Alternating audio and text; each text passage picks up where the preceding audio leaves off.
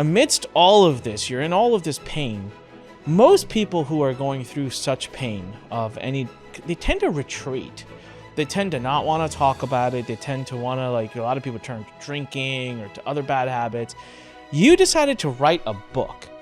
So yeah, the divorce wound up being a blessing. My goodness, when I look back, I'm like, it was a horrible time, but I would not be where I am today had it not happened. If I was still married to my ex, there was no way. I look back now, I'm like, it was like the greatest blessing. I once wrote a blog post called "Thank You to the Other Woman." Thank you for taking me. It was, it just was destiny, really.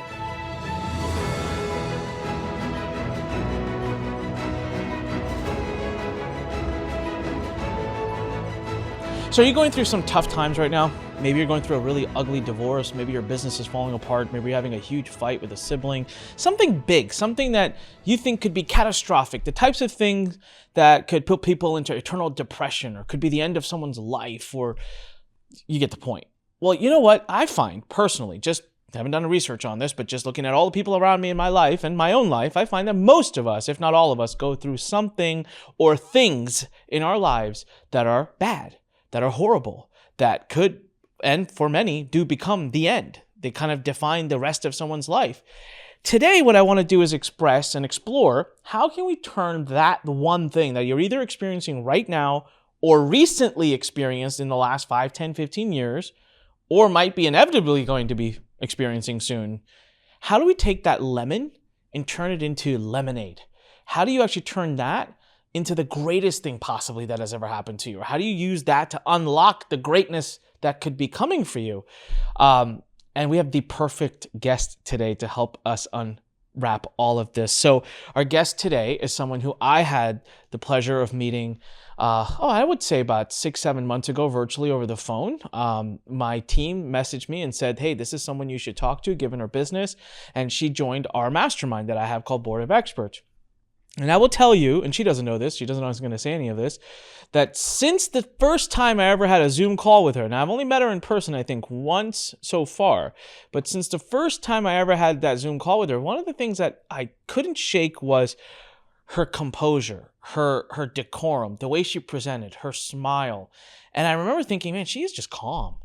She's just calm as a cucumber. It's a nice presence to be around. And then after that, we tested it. We tested her patience. I tested her patience, if I'm honest. We were supposed to have a one-on-one consult. It's part of the mastermind. And just things kept happening. And it kept getting rescheduled. And then the worst of it was, after all these reschedulings, it got rescheduled to a day I didn't even know. And I didn't show up. And Christina, who was sitting there, and I felt like complete crap. I was like, oh my God, I am not representing myself the way I'm supposed to right now. And you know what? She was just as elegant and as awesome and as sweet. I've gone on to since find out she's got kids and grandkids and probably has something to do with the patience that she's shown me. You would never know, by the way, when you see her. She's absolutely beautiful and she's just such a great person. And today she's going to talk to us about how she turned an absolutely horrid divorce that happened in her life into something amazing. And the amazing thing is, today she gets to lead a Facebook group of over 665,000 women. She's empowering women all over the world and doing it in masses and doing it. And she never was meant to do this. She was never meant to be an entrepreneur. But something horrible that happened to her that she embraced, leaned into, turned into that. So without further ado, help me welcome to the Onyx and Gall Show, Christina Rowe. Christina, thank you so much for being here. Oh, thank you, Onyx. This is an honor to be here today. I'm so excited. Yeah, the honor is all mine. And for everyone who's watching on YouTube, you might also see a special guest make a guest appearance every now and then, and that is Christina's cat. She or he has been trying. You can see the camera ruffle every now and then. She's trying to get on the episode. Yeah, I thought he was sleeping, and now he's, he of course has to wake up while we're doing this. Yeah, he's standing right over the computer right now. he's most welcome. Christina, you've got a tremendous story. It's very rare. A lot of people go through really hard things in their life. A divorce is one of those. People go through business partner breakups, divorces, financial failures, health conditions. I'll be honest with you. Currently in my life, I'm going through something that is it's pretty catastrophic. It's pretty big. It could be a big problem, and you would never know. People would know. I'm floating through it very differently, and so I'm actually listening to this episode to be inspired myself. But you went through something so horrible. Somehow, something made you harness it very differently than most people do. And my goal today in this episode is to unlock that and to really inspire a lot of people listening. So first, Christina, tell us a little bit about your background. What were you doing years ago? What led you to this? And tell us a little bit about that divorce that you mentioned that was kind of a defining moment of your life.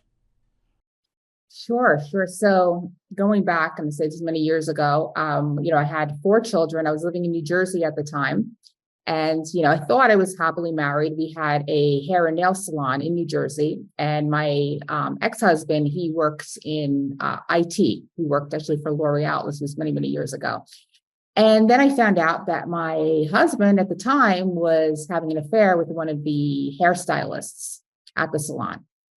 And so that was a shock. And that was the beginning, obviously the end of the marriage. And what happened was he became very ugly very fast. So I had said to my ex-husband, all right, he denied, of course, having the affair. But there was, proof, people saw them together and this and that.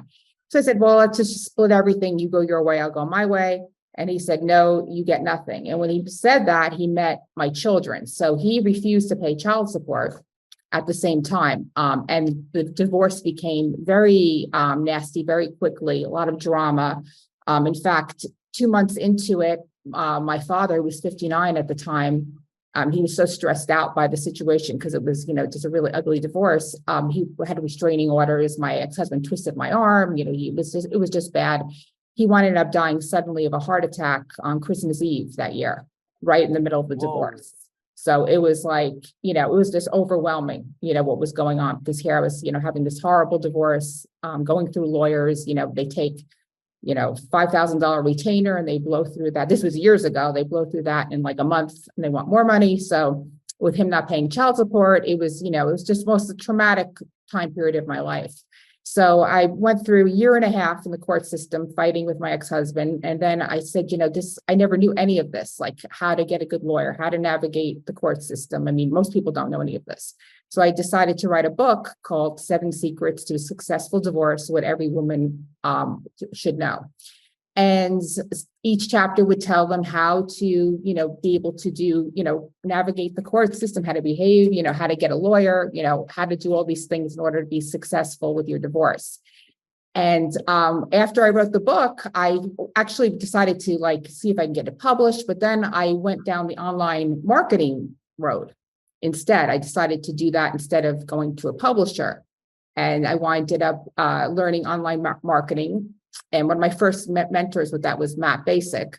And I went to his workshop in Atlanta and learned some internet marketing. And then once I started promoting the book, other authors and people would contact me and say, well, how are you doing this online? Because this is back, 2006, when we still had front page, just back in the day. You remember those days? There was no ClickFunnels back those days. This is the second time Front Page has come up in my life today. I'm telling you, Front Page is my favorite software ever created. And it's the second time someone's brought it up today out of the blue. So anyways. Oh, that's so funny because it was so easy to use too. Yeah, it was like when I learned how to make that squeeze page, it was like, wow, So I'd be able to build websites out. And so that's what I wanted to doing. So I winded up being able to, help other women doing coaching, which then led to me meeting 2 other women in South Florida, where we created a women's organization. And I would put on big events. So I would have hundreds of women come and attend. We did workshops and we did all of that. And then that led into Women Helping Women Entrepreneurs, which the partners decided to do other things. And I kept the women's organization. And in 2016, I launched the Facebook group with about, I started off with the local women in South Florida. So it was about 1,000 members, and that's since grown to 665,000 members. So yeah, the divorce wound up being a blessing. My goodness, when I look back, I'm like, it was a horrible time, but I would not be where I am today had it not happened. If I was still married to my ex, there was no way. I look back now, and I'm like, it was like the greatest blessing. I once wrote a blog post called "Thank You to the Other Woman." Thank you for taking me. It was, it just was destiny, really. Were you in a happy marriage? Was it a nice, good marriage up until the day you found out that he's like cheating on you, or was it kind of going that route? Yeah, I thought it was, like you Okay. think because you're in denial, but now looking back, I would say no. My ex-husband he had a lot of issues. He was very needy. And he would always, I'd say, oh, you're not paying enough attention to me. There was a lot of that going on, gaslighting kind of stuff, going on that I didn't see at the time, that I saw later on after I was detached from the situation. So it was like the universe stepped in and he removed me from that situation. Yes, it was terrible because it was, he even went to jail for not paying child support, believe it or not.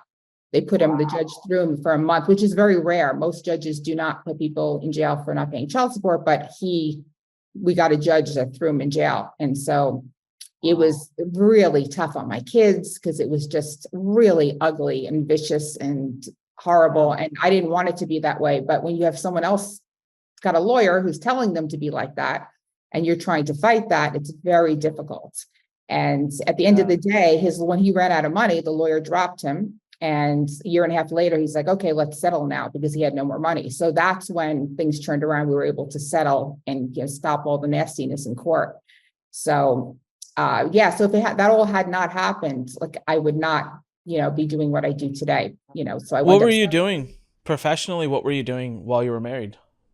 Well, while I was married, I had the 4 kids, but I was also running the hair and nail salon. I don't personally do hair and nails, Okay. but we had hairdressers and we had a whole salon full of people. And that was what I was running. And actually, there was a battle in the divorce for that business. He wanted the business and the judge awarded it to me.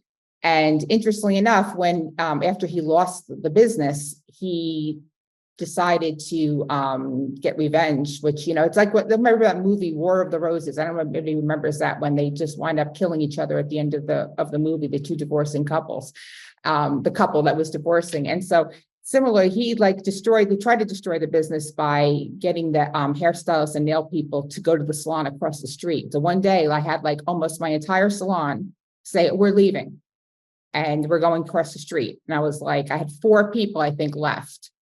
And that was really difficult because the house that we were living, our family home, you have a strip mall, you're in a strip mall, we had to sign a guarantee that our family home would be the collateral. So if we were to default on that rent, they could have taken the house. Wow, I've never heard of that before. Dang. Yeah, it was a really crazy lease we had with the strip mall in New Jersey. And so his actions were, just out of revenge. He made up a rumor that the business was going to go under, which was not true. So luckily, the 4 people that I had were loyal. And, I said, well, this is, we have to do something to keep this business floating. So we winded up getting other hairstylists from another salon who came, and it saved the business. And then I sold it. Then I was like, okay, that's it. I'm out. This business is too unstable because if anybody's in that industry, these people jump around salons all over the place all the time. So, that could destroy a salon that, if people walk out. So then I winded up selling it. Customers bought it. I got out of that. And that's when I started doing the online marketing in the book and everything. So a couple of questions. One is, you said you were in Florida. You were with partners. You started running events with hundreds of people. Were those events specifically for divorce related, or at some point did you pivot away from the divorce topic to serving women entrepreneurship? Yeah, once we started that organization, it was for all women. It was for women entrepreneurship. So these events, we would have, speakers. We had one event, we had Les Brown speak. We would have, different internet marketers come and speak on stage. And we would do that, revenue split with them, with what they sold. So that was the model for several years. Plus we would do workshops and we would do luncheons. And so we would do that. And that was all in South Florida at the time. Got it.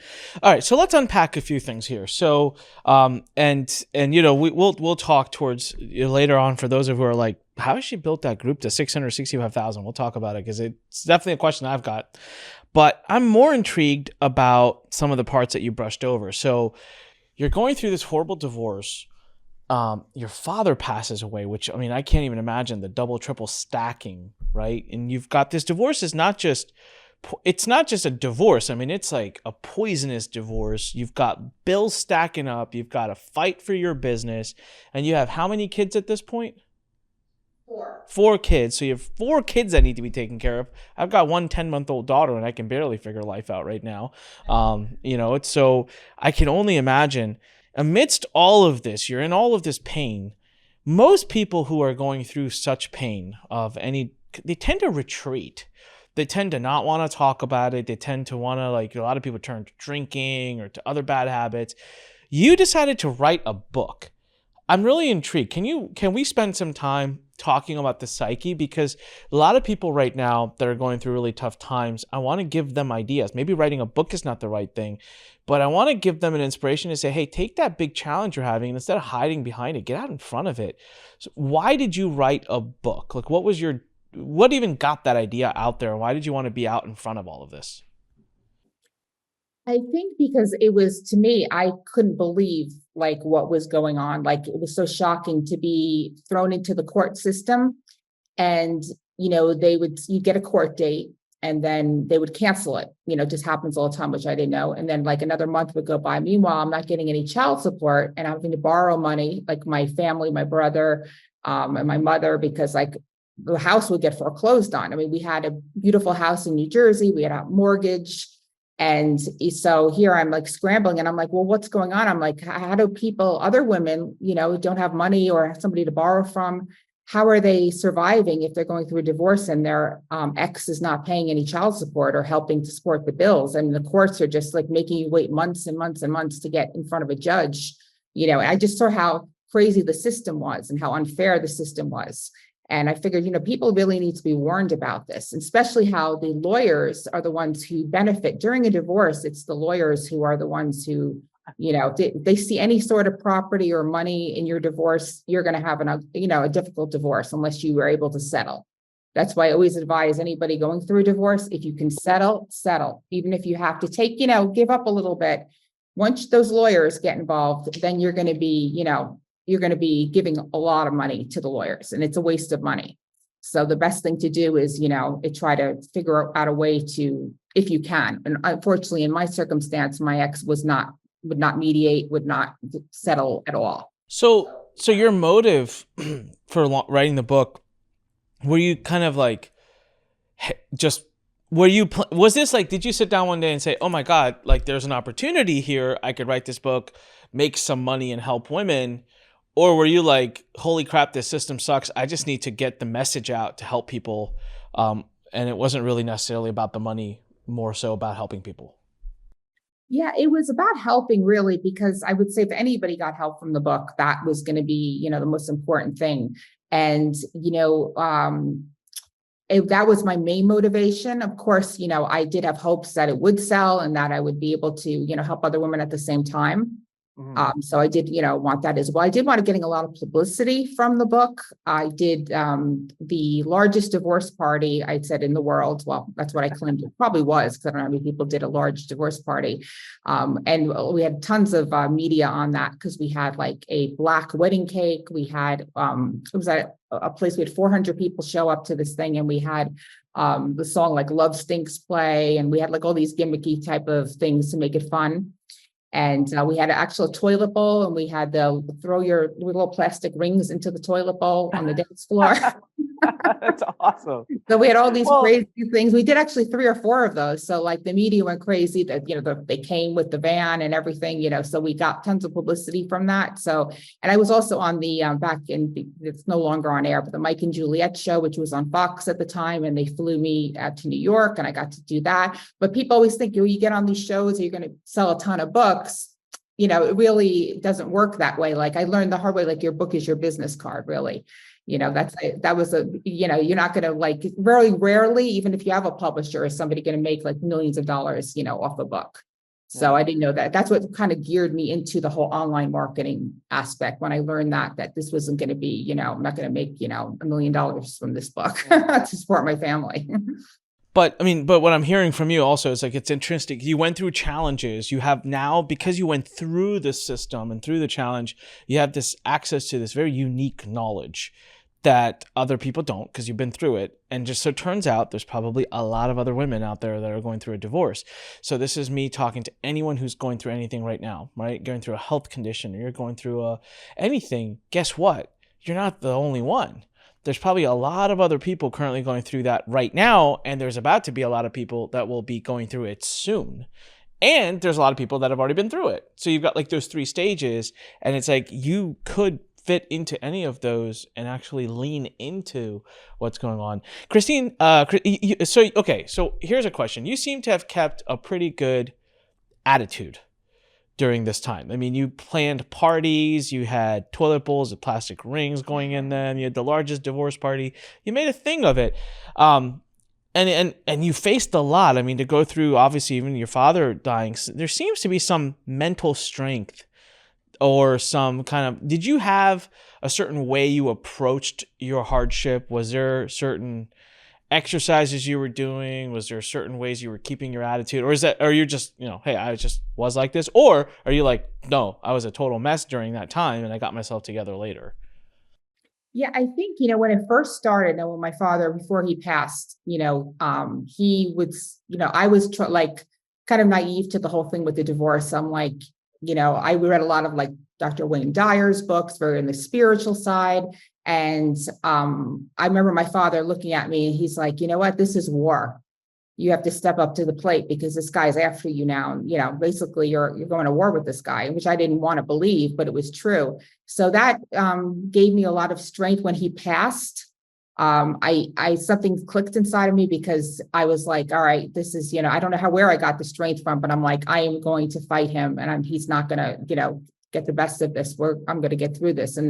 And that's, I had to I guess it was inner strength or, especially not having my dad around anymore, who was a very strong man. He was, always giving me advice, and for him to be suddenly gone and having to deal with that, I obviously was in shock too. And then having to deal with my ex-husband who's gone crazy at the same time. So it was, I think all of that, it could either break you or it can make you stronger. And for me, thankfully, it made me stronger and made me more of a fighter, because I felt like, no, this is not going to be the way it ends. Like, he's not going to get away with this. And just, just by sticking in and not giving up. And I think that's for everything in life. If just, any hardships that you have, you don't know what's going to happen, what the outcome is going to be, because it could look terrible, which it does at the time, like thinking, okay, like in my situation, I got these kids, I'm going to lose my house, I'm going to, how am I going to support them? But when you plow through all of that, at the end of the day, things do get better. And I believe there's a reason for everything. That out of, what do they say? Everything's not happening to you, it's happening for you. And I think that's really, really true. In my case, it was definitely true that, all those terrible things actually, happened eventually for my benefit. Yeah. How long ago was this, by the way?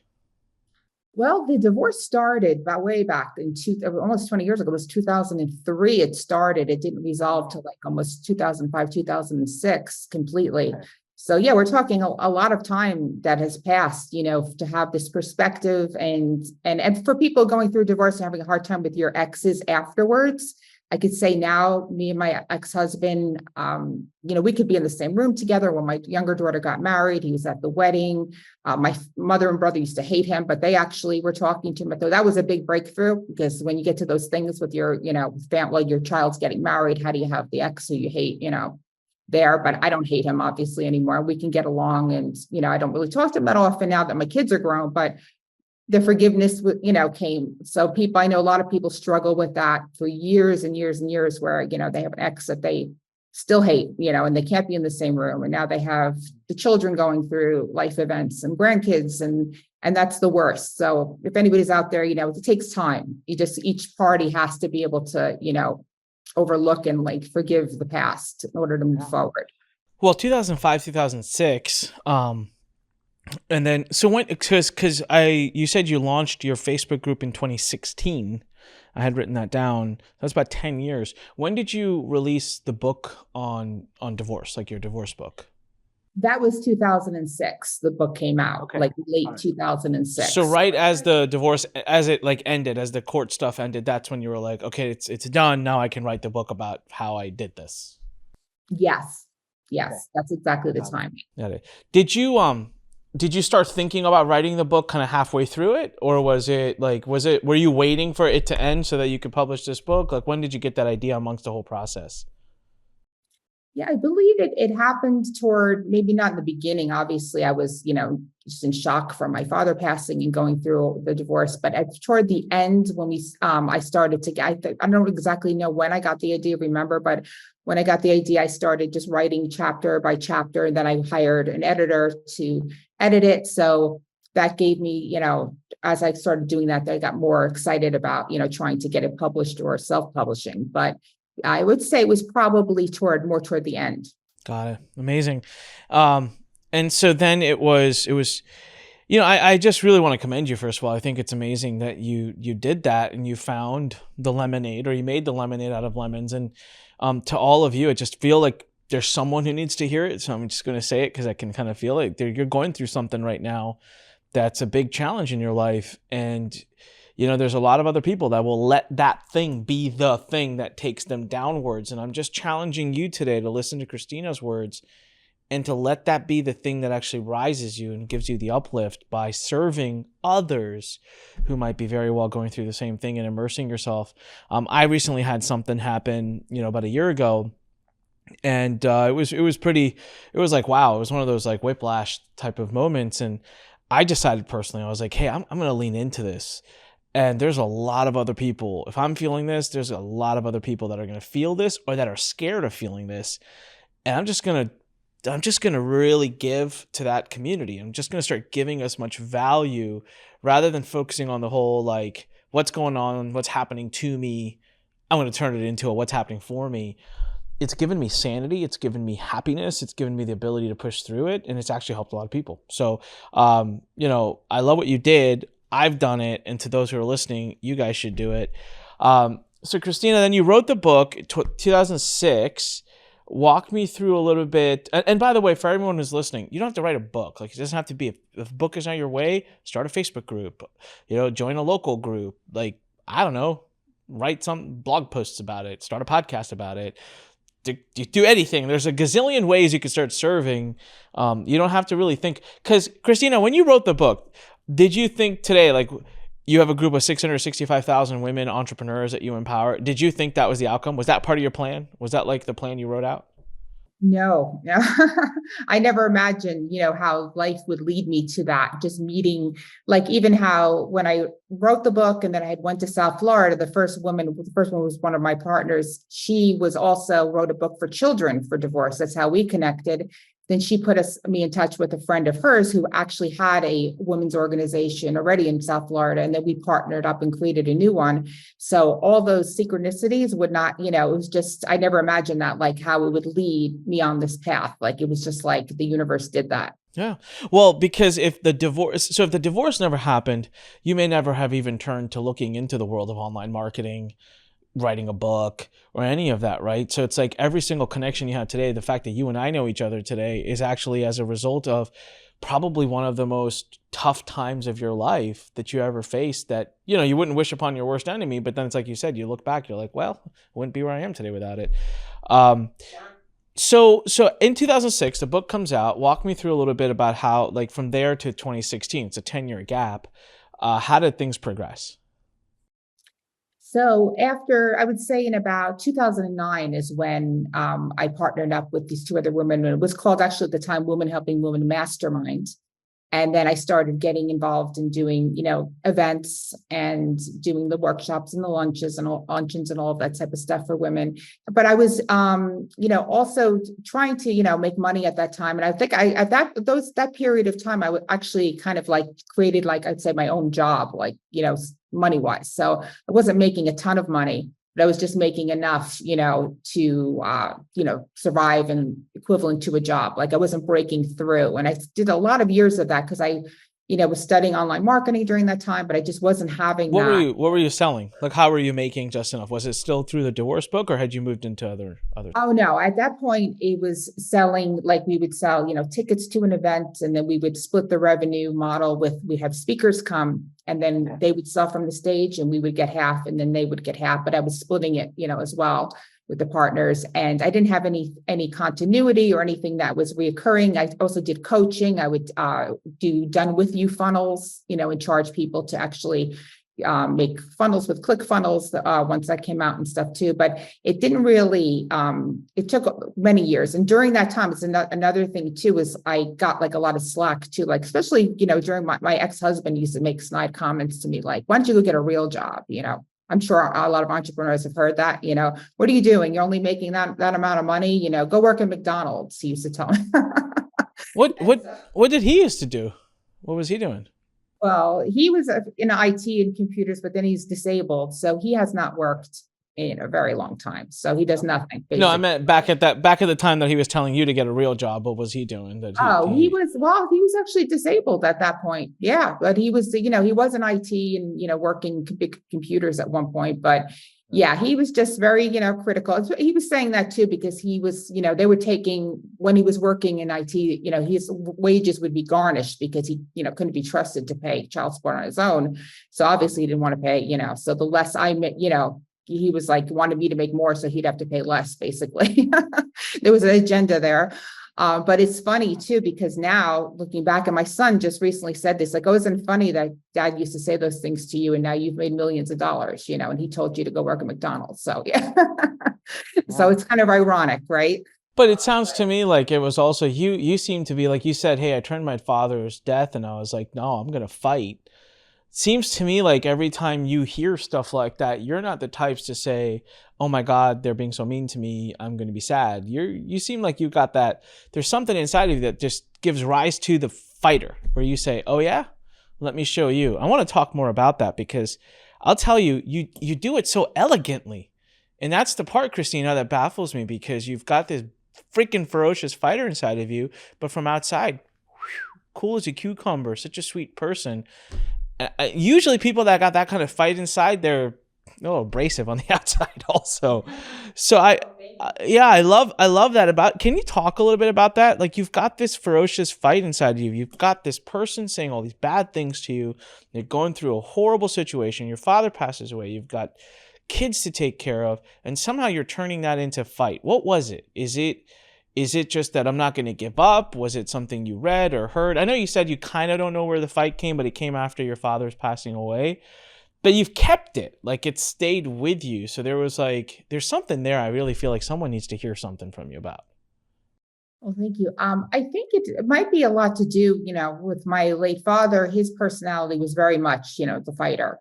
And he was in the music business. So he was a manager for many years, and he had lots of ups and downs, but he was always, fighting and always,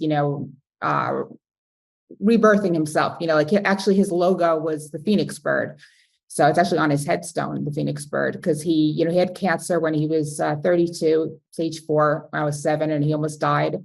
And he fought through that, and we built his business, and, he didn't die from cancer. I mean, it was amazing, but, the heart got him, because he was, rock and roll and, not eating right. And, how that is in that business, you have to be out drinking and all that type of stuff. But so that was his personal life. So I think I take a lot after my dad, so that, we just plow through things, and, it's a challenge. Like, we always just have to, something comes up, and then you're just like, no, I'm going to figure out a solution. I'm going to fix this, and I'm not going to stop. And, during that time period too, from 2006 to 2016, I started getting horrible migraines, which now they're much better, but at the time they were really, really bad. That was another issue. What was ironic about it was when people would say, well, go get a real job. I'm like, well, how could I get a real job when I'm like getting 20 migraines a month? Like, I can't, go out and work. I'll be fired. Yeah. But that actually, thank God that actually happened, because if I had felt and said, oh God, I'm going to go get a job, I would not be here today either. So it was like, it prevented me, because I couldn't get a job. I had to do online marketing, because, there'd be times when I'd be on calls and not on camera, and I'd have like a ice pack on my head many times, trying to plow through that and the pain and everything. But it gave me, being an entrepreneur and working from home gave me the freedom, to do that. Whereas having to go show up at a job would have just been, and if I had done that, that would have, I would have totally not been where I am today. Isn't that crazy? So, like, we're looking at your life, and it's like everything that happened that is horrible in a lot of people. Like there's people that live with migraines. It's horrible. Like I've had some migraines in my life. I've certainly not been at the point of 20 in a 30-day period. A migraine is like one of the worst things. Like it just will knock you out. You can't think. And I obviously have a lot of health issues. I've talked about them on my podcast. I mean, any health issue, it just completely will wipe you out. But I think the more you talk, I keep going like this. It's like, well, you had this, and yet it all was like guiding you to a very specific place, which is where you are today with the opportunity to empower 665,000 women. And if at any of it didn't happen to you, you wouldn't be where you are today. If you didn't have the migraines, you may have gotten a real job, and then you wouldn't be here today, right? If you didn't have, if you didn't have what happened with the divorce, you may not be here today. So basically going back, so you get into this, you start to help, you're part of this group with your partners, you're helping women. Talk to me about, because you've turned tragedy not only into millions of dollars for yourself, into a better life for yourself, into happiness for yourself, but you've done the one thing so many people dream of, which is you've created impact. 665,000 women in your Facebook group. First of all, what is the name of the Facebook group so that all our listeners can know about it? It's a Women Helping Women Entrepreneurs. So that's the name, Women Helping Women Entrepreneurs. 665,000. I'm sure it's from all over the world. How? Like, what question do I ask you? Like, tell us like how you built this thing. You did it so quickly because you launched in 2016. It's only 2023. And I met you in 2022. It was already at 600,000 back then. So you've done it in a few years. What is this? Like, how did this transpire? Well, when I started the group, and it started to, we started, getting more and more people joining. And I quickly realized that, at the time when I first started, I was still taking clients and doing coaching, but then I was getting the same sort of people in the group who are also doing similar things that I was doing. So I'm like, all right, I got to think of a different model for this, because I don't want to be competing with my members. I want to lead the members and give them a platform to promote their businesses. So then I decided to make the group about the members. And I think that's what happens with Facebook groups a lot of times. Is one of the biggest mistakes people make is they make the group all about themselves and their business. And they'll name the group as well about like a name that is related, maybe a very, catchy name, something that's great for a headline or for, a website, but not for a Facebook group. So what I tell people always to do is, do a search of what you're looking for on Facebook. And it's the simplest names that are, what is your niche market? What is your target market looking for? What keywords would they put in Facebook? And then see what groups come up and see what are the biggest groups. And of course, don't take anyone's name, because I've had people do that to me several times and we're trademarked. Don't copy the name, but you get inspiration from it. And I think that's what really helped grow the group, is it being Women Helping Women Entrepreneurs, because the AI bots on Facebook say, okay, we got women in there twice, we've got entrepreneurs. So they show our group in other groups. And that's where you get the help from Facebook when they're going to start promoting your group, and you want them to be doing that. That'll, you recommend it in other groups. So that's what I think attributed to it. And also the fact that we're very engaged group. So once it became more about the members and they get to speak and, post, and that engagement level, they start inviting their friends and the people that they know who would benefit from it. And so, it's like just how to churn it basically back over to the members and not make it like an all about me type of platform. Yeah, I mean, I've not joined your group, obviously, because I'm not a woman, but I've seen it from the outside. Yeah. And I think last we had spoken, you said you're not that actively posting. I mean, it's your members are just posting like crazy, and, you get in there every now and then. So it's really not about you. So all organic growth. Did you do any paid advertising, buy any influencers, get a big celebrity shout out? This was just good old, throw it to the Facebook algorithms, get the group active, serve them, and they just went berserk and grew the group. Yeah, pretty much. I mean, we did, though, have, I would say, help from Facebook itself. They took an interest in me in 2018, and they invited me to the F8 conference. That was the time in San Jose. And then in 2019, before COVID, this was February of 2019, they invited me to the community summit that they had at Facebook headquarters with like 400 other community group leaders, which then led to us being one of the commercials that Facebook had. Like you saw, like it was like about a year and a half ago, they were doing these group commercials. They were putting them on Netflix and all over, and they did several commercials on my group, and actually did the voiceover for a radio spot, which actually stuck on Spotify and stuff too. I still, once in a while, we'll still even hear the little commercial for the group. So I think that helped too, that we had some support from Facebook.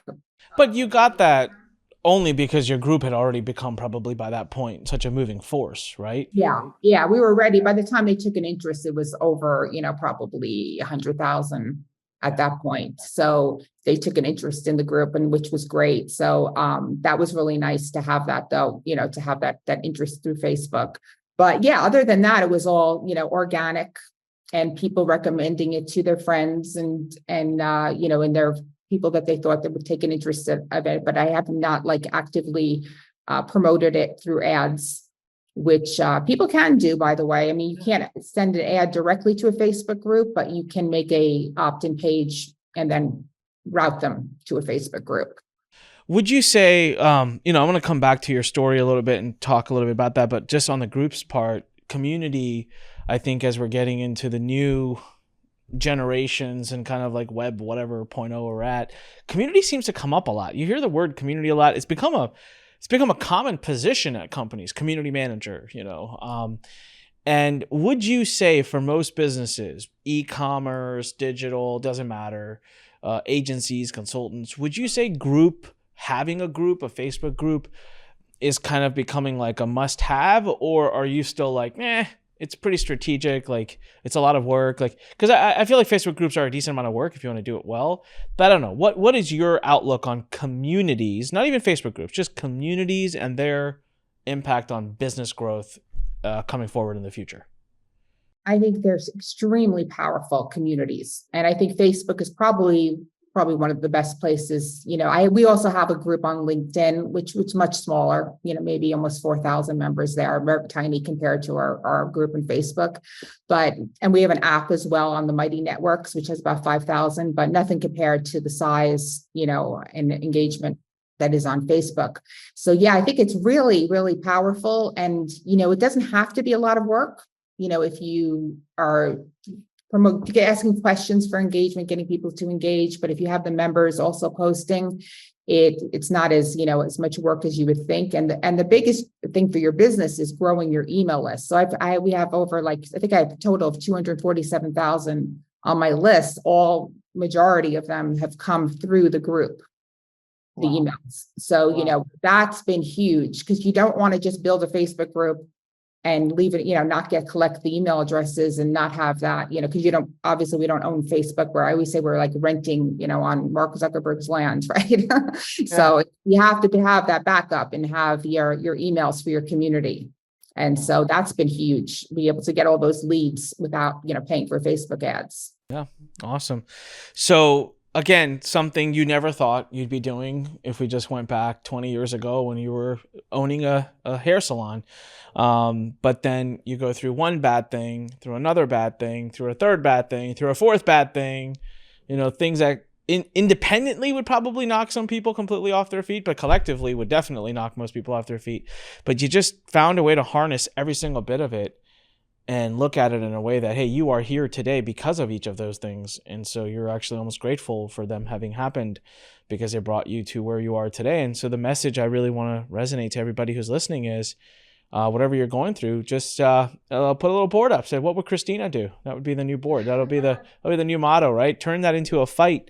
When the podcast was still called The Fighting Entrepreneur, I think, Christina, we should have had you on then. It was like it was the perfect name. But Christina, there's a lot of people right now that are going through some struggle, that are going through some challenges. I would love to kind of close up this podcast by asking you to talk to them. Like, what would you say? What would that Christina that night or that morning decided, I'm fighting? What would she say to them right now? I would say, whatever you're going through, no matter how awful you have to keep going. You got to keep going through it. You can't stop and give up, and watch what you're thinking about too, your thoughts. If you're going to be thinking and telling yourself this is the worst thing that's ever happened, and I'll never get through this, that's all going to defeat you. You have to find in yourself the powerful thoughts that'll give you the fight, that'll help you fight, to keep going and to not give up. And I always love the story of, the 3 feet from gold. Like the story of, you're 3 feet away and the guy who quits. I mean, it's this old story. And then somebody else finds the gold because that person quit. So, no matter how long it takes, I think a big problem is a lot of people see, especially if you're struggling in your business right now, you're not making money, and you'll see other people who are very successful or saying they're successful online. And that could really make you feel terrible, because you're like, gosh, what do they have that I don't? Why isn't it working? It's been years. The key is to keep going though, because you will get there if you don't give up. If you give up, the game's over. So if you keep that in mind, do not give up, just keep going. I mean, you have to redirect. I redirected many times. I had to pivot, from the divorce book to the online marketing to where I'm at, doing now. But you'll find your way if you keep in the game. So you really just have to keep going and find that strength within you to know that, how this is you'll look back, visualize the future of you looking back one day and saying, wow, thank goodness that happened. It's like seeing the future and, envisioning that and how that feels to be not in the place you are right now. Because if you dwell on it and think how terrible it is, then that's just going to put you deeper into the hole. Yeah, absolutely. And take what you're going through and figure out how to turn that lemon into lemonade is going to be really how I summarize this episode. Christina, where can people go to learn more about you, follow you, and just, be a part of your community? And you said Women Helping Women Entrepreneurs on Facebook. Is there a URL or anywhere else they can go as well? Sure. And a quicker way to get there, we have a URL is just womenhelpingwomen.group. So womenhelpingwomen.group will lead you right into the group. And on Facebook, I'm Christina Rowe. You can follow me there on my personal profile as well. And I have a page, and we have the Women Helping Women Entrepreneurs page. So we're on Instagram. So if you just put in Women Helping Women Entrepreneurs or Christina Rowe, you should be able to find us, or just go to womenhelpingwomen.group. Yeah.